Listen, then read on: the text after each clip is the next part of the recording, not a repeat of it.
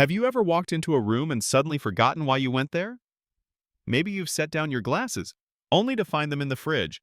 Or maybe someone tells you something, and 5 minutes later, you're racking your brain trying to recall their name.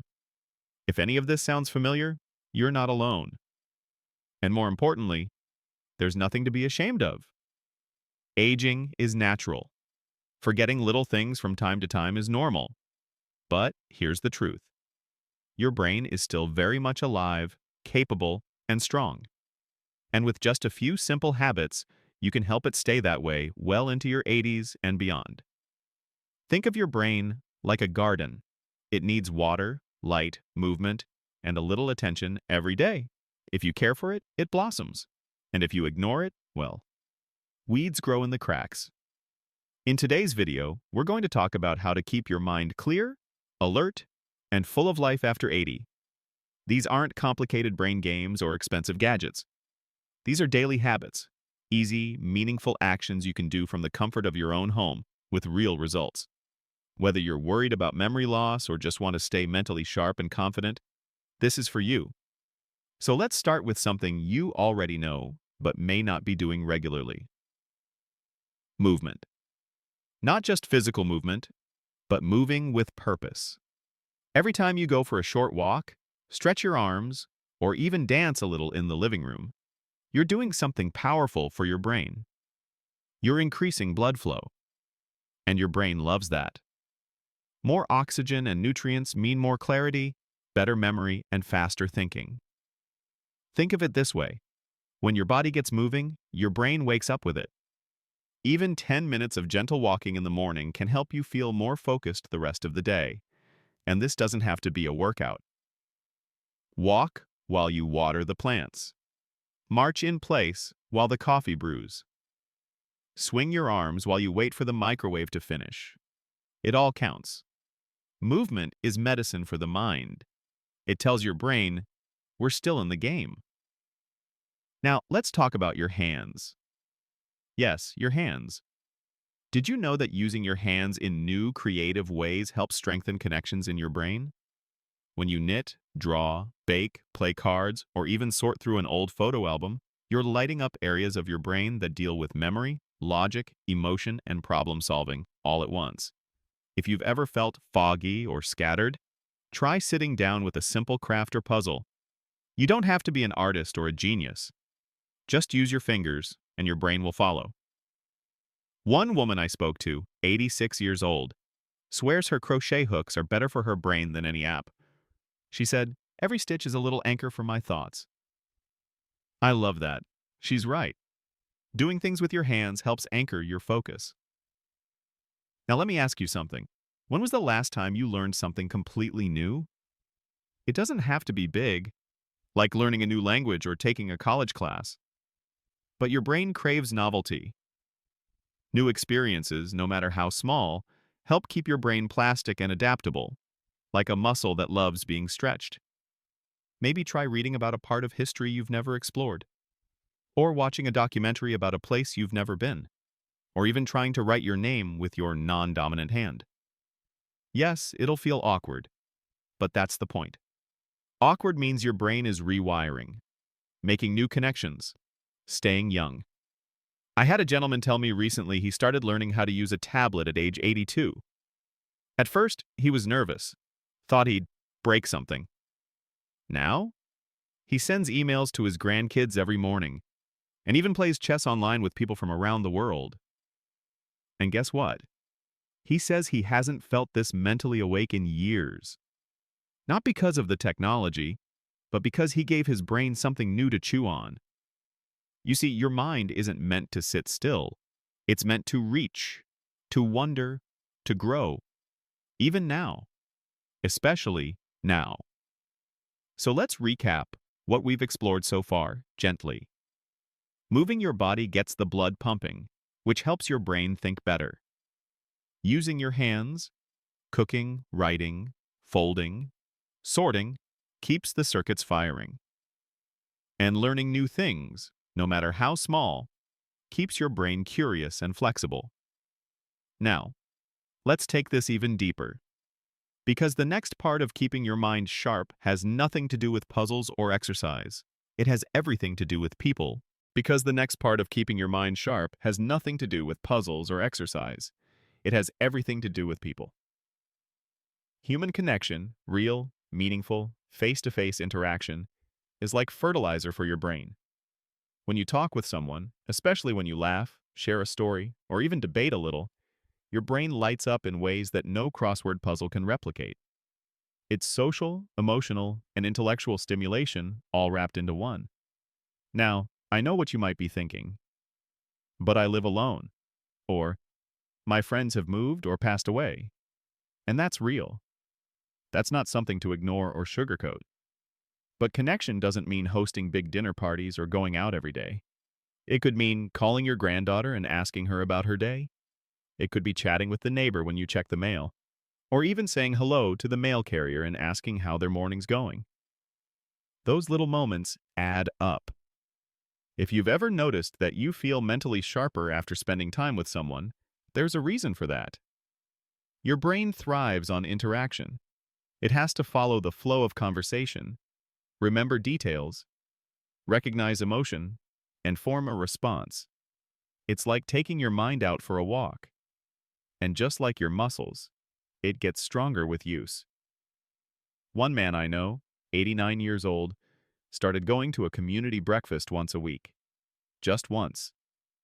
He told me it was the highlight of his week. Not because of the food, though he says the pancakes are excellent, but because of the company. It gives my brain something to chew on, he says. Otherwise, I start talking to myself too much. And I already know what I'm going to say. That brings me to something else just as important. Talking to yourself is fine. In fact, it's one of the oldest tricks for sharpening your memory. When you talk out loud, you process things more deeply. You reinforce the thought. So don't worry if you say things like, "Let me find my keys," or "What was I doing?" aloud. That's your brain organizing out loud. It's healthy, helpful even. Just like writing things down. Keep a little notebook or sticky pad handy. Not because you're forgetful, but because it clears your mental clutter and makes space for more creative thoughts. Another daily habit to help your brain stay young? Reading. And not just reading the news, though that's fine too. I mean stories, books, articles, poetry, anything that pulls you into a world with characters and emotions. Stories teach the brain to empathize, imagine, follow patterns, and remember sequences. And the more variety, the better. I once met a woman named Teresa who read a page of Shakespeare every night. Not because she understood every word, but because it made her brain reach. That's what she called it. Reaching. Trying. Wondering. She said, "It doesn't matter if I understand every sentence. I just feel good knowing my brain is still curious." And that's something I want you to hear clearly. Your brain wants to be curious. That never fades. You don't have to be perfect. You just have to stay interested. Now, let's talk about sleep, because this is the part most people underestimate. Sleep isn't just rest, it's repair. When you sleep, your brain takes all the things you saw, heard, and felt during the day and sorts them. It files the important stuff, tosses the junk, and resets for tomorrow. Poor sleep can make your memory cloudy, your mood heavier, and your thinking slower. So how do you help your brain rest well? Try to keep a consistent bedtime. Dim the lights an hour before sleep. Avoid eating heavy meals or staring at bright screens late into the evening. And if you wake up in the middle of the night, don't panic. Just breathe. Maybe recite a poem you remember, or hum a calming tune. Let your mind drift. Sleep will return when your brain feels safe. One woman I spoke to keeps a warm cup of chamomile tea on her nightstand and listens to the sound of ocean waves before bed. She says it reminds her that the world keeps moving, even while she rests. That's a beautiful thought, isn't it? There's one more thing that ties all of this together. Something subtle, but incredibly powerful. It's the habit of appreciation. Gratitude. Each morning, before you get out of bed, name one thing you're thankful for. It could be as small as the sun through the curtains or my warm blanket. That simple act focuses your brain on the present moment. It lowers stress. And a brain that isn't drowning in stress has more room for joy, learning, and clarity. One gentleman told me he keeps a thankful rock on his bathroom sink. Every morning while brushing his teeth, he holds it and says one thing he's glad for. And every night before sleep, he does the same. He told me, "It helps my mind close the day with peace instead of worry." And that's the secret, really. A sharp brain isn't a brain that remembers everything perfectly. It's one that stays engaged, curious, grateful, rested, connected. You don't need expensive supplements or complicated tricks. You just need daily moments that nourish your mind, like sunshine for your thoughts. So we've talked about movement, using your hands, learning something new, connecting with people, reading, sleeping well, and practicing gratitude.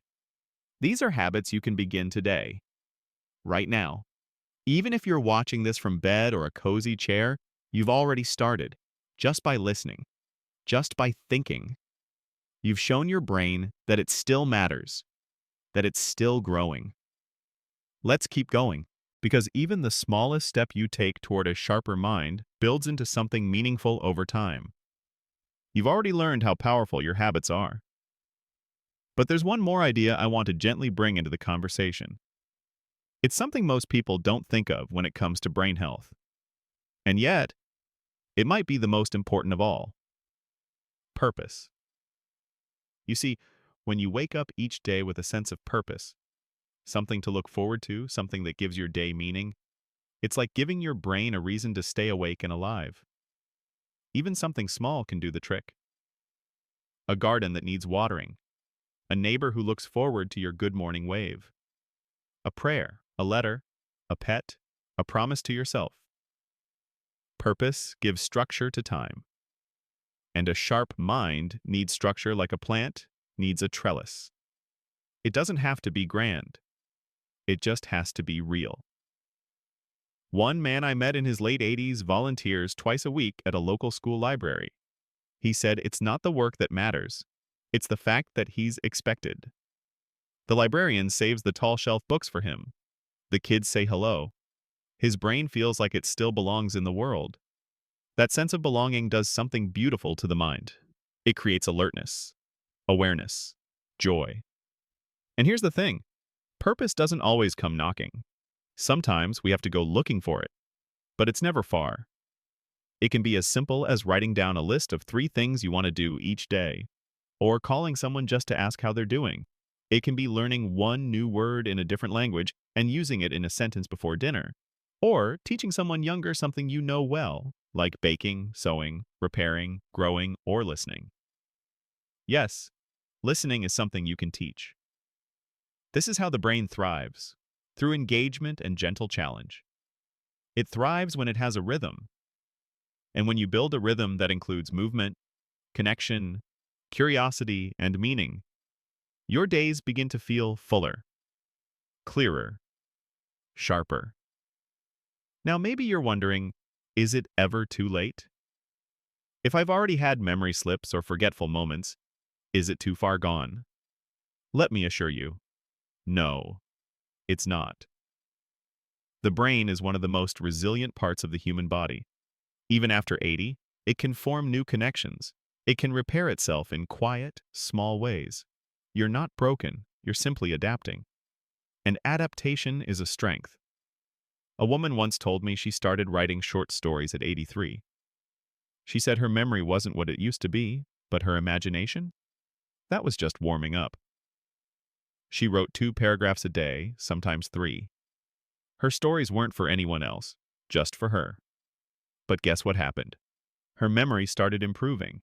Not because she forced it, but because her brain was engaged with something joyful and meaningful. That's what I want for you. Not just exercises or habits, but joy.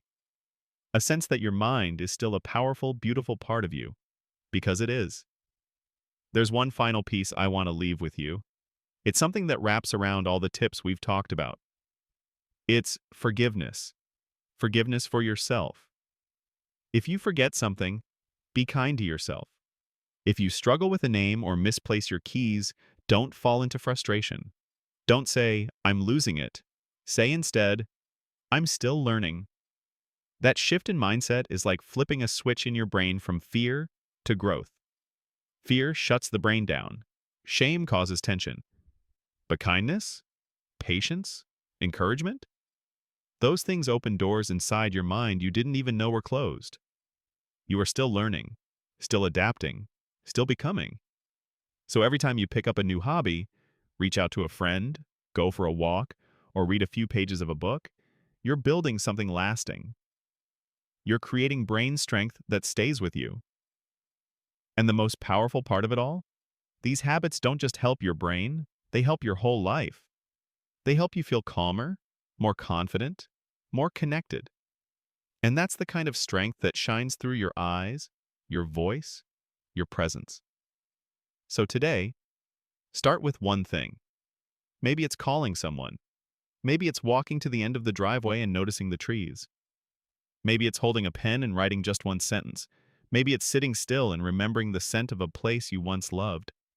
Whatever it is, make it yours. Make it real. Because staying sharp isn't just about memory or puzzles or facts. It's about staying alive inside. It's about saying yes to the world, again and again. And right now, in this very moment, you've already said yes, just by being here. You're still learning, still reaching, still growing. And your brain, it's listening, it's grateful, and it's ready for whatever comes next. So take a deep breath. Smile if you feel like it. You're doing better than you think. Here's to the beautiful, brilliant, always adapting brain of yours.